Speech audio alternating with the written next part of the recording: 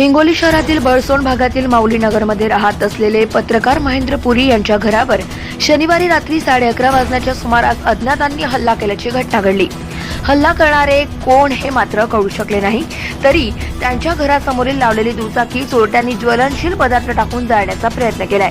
या प्रकरणी हिंगोली ग्रामीण पोलिसात गुन्हा नोंद झाला असून घटनेची माहिती मिळताच स्थानिक गुन्हे शाखेचे तथा हिंगोली ग्रामीण पोलीस अधिकारी कर्मचाऱ्यांनी घटनास्थळी भेट दिली। या घटनेचा पत्रकार संघटनेकडून निषेध व्यक्त केला जातोय।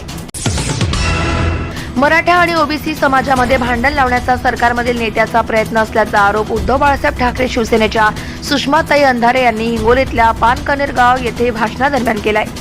अगोदर आपण सर्वजण गुण्यागोविंदाने नांदत होतो, पण हे सरकारमध्ये बसलेले नेते भांडण लावण्याचं काम करतात असा आरोप अंधारे यांनी बोलताना केलाय।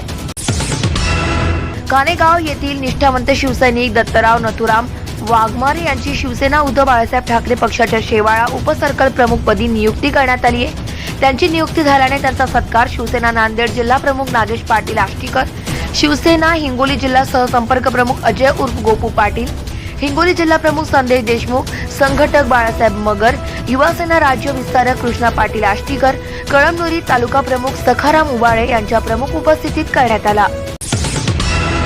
वसमत तालुक्यामध्ये सुरू असलेले अवैध धंदे बंद करण्यासाठी उपविभागीय पोलीस अधिकारी उपविभाग कार्यालय वसमत येथे भारतीय जनता पार्टीच्या वतीने निवेदन देण्यात आले। यावेळी वसमत विधानसभा निवडणूक प्रमुख तथा भाजपा महिला मोर्चा जिल्हाध्यक्ष उज्ज्वलाताई तांबाळे पाटील यांच्यासह श्रीकांत नाना देशपांडे, राधाकिशन साबणे पाटील, डॉक्टर सेलचे अध्यक्ष डॉक्टर अनिल जिंतूरकर, किसान मोर्चा उपाध्यक्ष नागोराव ढोरे, महिला मोर्चा जिल्हा उपाध्यक्ष मुक्ताताई बोलेकर, महिला मोर्चा वसमत मंडळ अध्यक्ष शिल्पा महाराज आदींच्या उपस्थितीत हे निवेदन देण्यात आले। स्वाभिमानी शेतकरी संघटनेच्या वतीने पक्षाचे झेंडे बाजूला ठेवून शेतकरी शेतमजूर म्हणून एकत्र येऊन आपल्या सोयाबीन, कापूस, ऊस, मका, वाहवाड किंवा पीक विमा, अवकाळी अनुदान, वन्य प्राणी बंदोबस्त, शेतकऱ्यांचं बंद झालेलं राशन, शेतकऱ्यांचा 7/12, कोरा दुष्काळ यासह विविध प्रश्नांसाठी अडचणींसाठी आगामी काळातील आंदोलनात्मक भूमिका या विषयासाठी लवकरच हिंगोली सेनगाव मतदारसंघातील गावागावात जाऊन शेतकऱ्यांसोबत चर्चा करून लवकरच मोठं आंदोलन उभारून शेतकऱ्यांना न्याय मिळवून द्यायचा आहे असा निश्चय करण्यात आला। शेतकऱ्यांना न्याय मिळवून देण्यासाठी गजानन पाटील कावरके, नामदेवराव पतंगे हे प्रयत्न करणार असल्याचं त्यांनी सांगितलं। कळमनुरी विधानसभेतील शेतकरी नेते अजित मगर यांनी हिंगोलीच्या जिल्हाधिकारी कार्यालयासमोर मागील 3 दिवसापासून बेमुदत उपोषण सुरू केलं होतं। शेतकऱ्यांना खरीप पीक विमा मिळाला नसल्याने त्यांनी हे उपोषण सुरू केलं असताना जिल्हा कृषी अधिकारी शिवराज घोरपडे यांनी उपोषणस्थळी भेट देत लवकरात लवकर विमाधारकांना आगामी कालावधीत विमा दिला जाणार असल्याचे जिल्हा कृषी अधिकारी शिवराज घोरपडे यांनी दिलेल्या लेखी पत्रानंतर हे उपोषण स्थगित करण्यात आलं।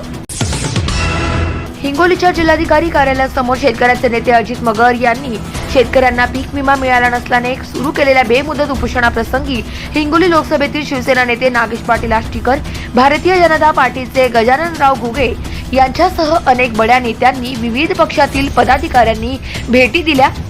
यावेळी शासन आणि लोकप्रतिनिधींच्या कामकाजाबद्दल संताप व्यक्त करण्यात आला।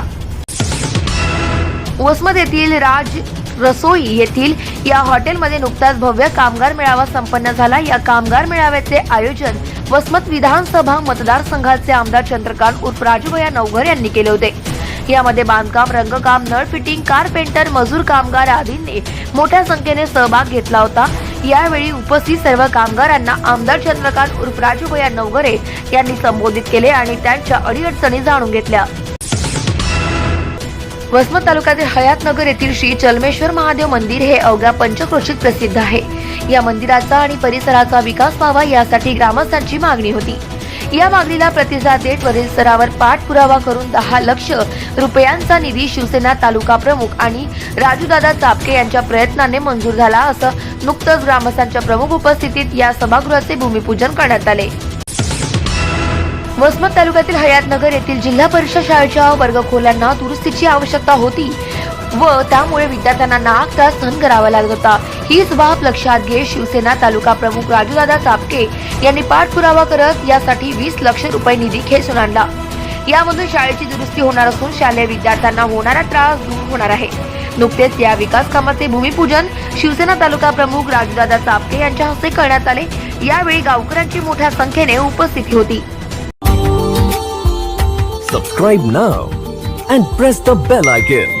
Never miss an update.